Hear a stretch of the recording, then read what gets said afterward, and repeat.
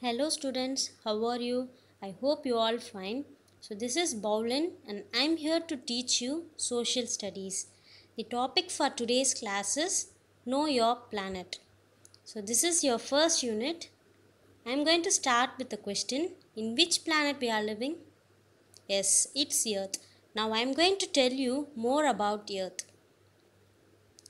Let's see the synopsis of this chapter. We are going to learn about the introduction, shape of the Earth, what is a globe, maps, types of maps, reading maps, directions, scale, symbols, and colors. So these are all the synopsis. First we are going into the introduction part. So our Earth is a unique planet. It is the only planet where life exists. So it is the only planet in our solar system that has both water and air. No other planet has both water and air, but our Earth has both water and air. So our Earth has land masses and water bodies. So it has both continents and oceans.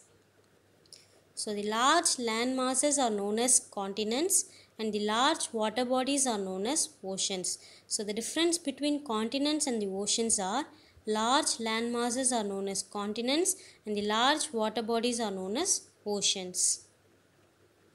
Next we are going to learn about the shape of the earth. In ancient days, people believed that the earth was flat and had steep edges. So in those days, people believed that the earth was flat and had sharply angled edges. So the meaning of steep edges are sharply angled edges.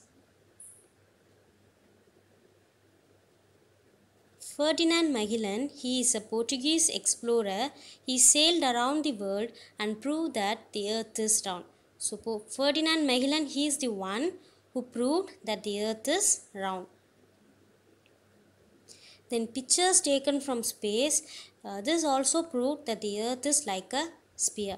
So what is the actual shape of the earth? So the earth is round, but the top and the bottom portion will be slightly flattened. So the shape of the earth is spherical. What is a globe? Here is the answer. A globe is a simple and accurate model of the earth. So it is a model of the earth. It shows the distributions of land and water on the surface of the earth. So we can see the distribution of both land and water on the surface of the earth through a globe.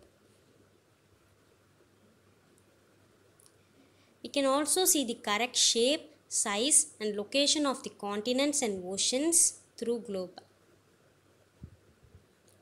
But we cannot always use a globe to study the earth. This is because a large globe is difficult to carry around.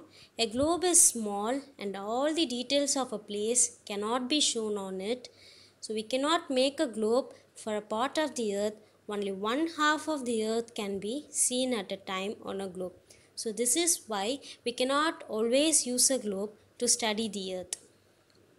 Next we are going to learn about maps. So it is a representation of Earth's surface on a flat surface. So we can learn about the Earth's surface on a flat surface through map.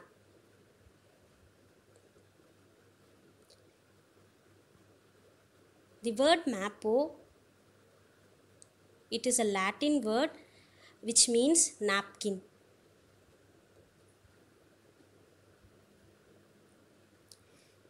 Then Gerardus Mercator, he is the first map maker who published a collection of maps in the form of a book. So he is the one who first published a collection of maps in the form of a book. So that is known as Atlas. Atlas is a book of maps. So in Atlas we can see many maps in it. So here we can see the world map. We have 7 continents and 5 oceans. So the 7 continents are North America, South America, Africa, Europe, Asia, Australia and Antarctica. And 5 oceans are Arctic Ocean, Pacific Ocean, Atlantic Ocean, Indian Ocean and Antarctic Ocean. So there are 7 continents and 5 oceans. Next we are going to learn about types of maps. There are 3 different maps. One is physical maps, another one is political maps and another one is climatic maps. So what is physical maps? Physical maps, it represents physical features of a place, and political maps, it represents countries, states and their capitals, and climatic maps, it gives information about the climate and rainfall of a region. So besides this, there are maps that tells about the industries, population, transport, minerals, crops, soils, etc. Maps gives us a lot of information about a country or a place. We must know how to read a map and understand the information it provides. So for reading maps, we need 4 things, that is directions, scale, symbols, colors. First we are going to learn about the direction. So all maps follow a system of direction. So in the map we can see 4 alphabets which denotes the direction. N, W, S and E. N for north, W for west, S for south and E for east. So these are all the 4 major directions: north, south, east and west. Next is intermediate direction. What is intermediate direction? So the direction between the major directions are known as intermediate directions. So northeast, northwest, southeast and southwest are the 4 intermediate directions.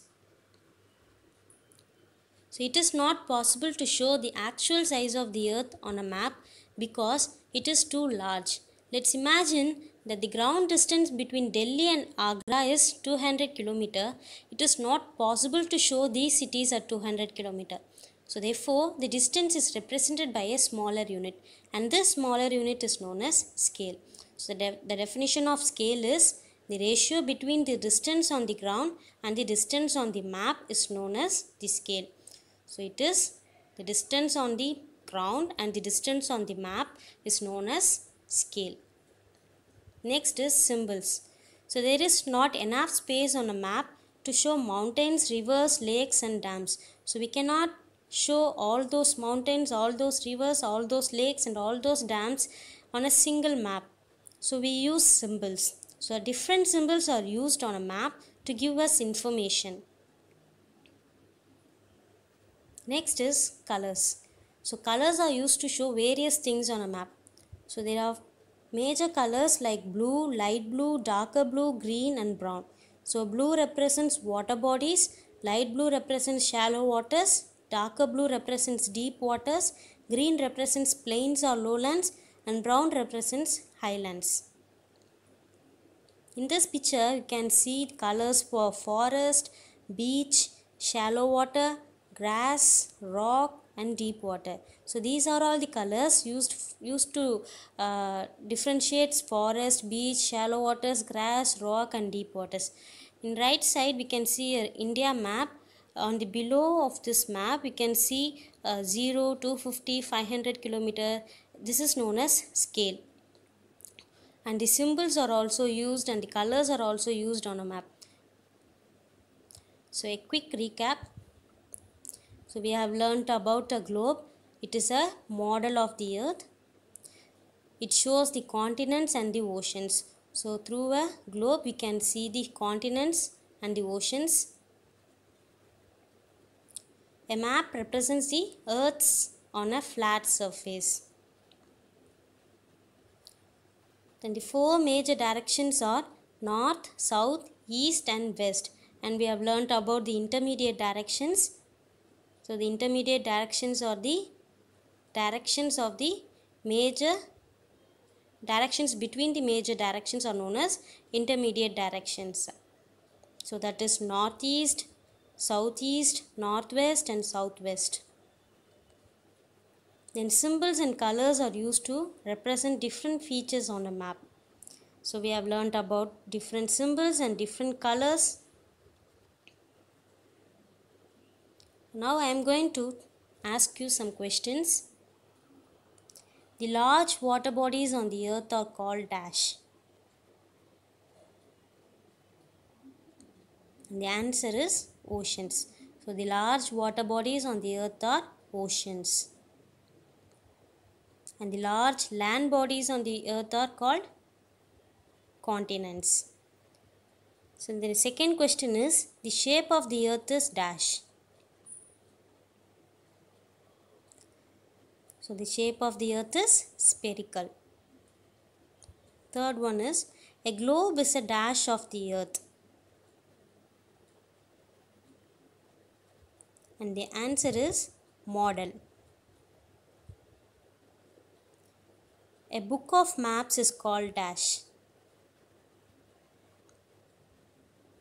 And the answer is atlas. So who published Atlas? Gerardus Mercator. He is the one who published a collection of maps in the form of a book.